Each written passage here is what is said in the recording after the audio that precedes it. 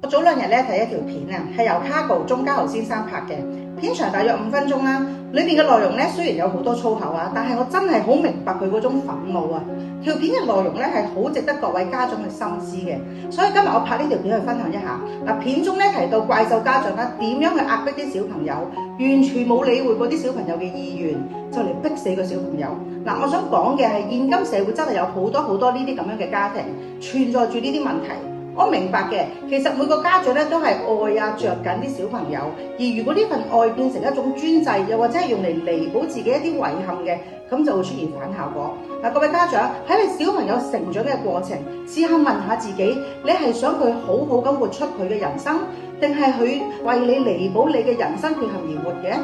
你係想孕育出一個為你而活嘅小朋友，定係想孕育出一個能夠靠自己好好發揮佢嘅天賦啊，好好追尋佢嘅夢想，好好享受呢個世界嘅美好嘅下一代？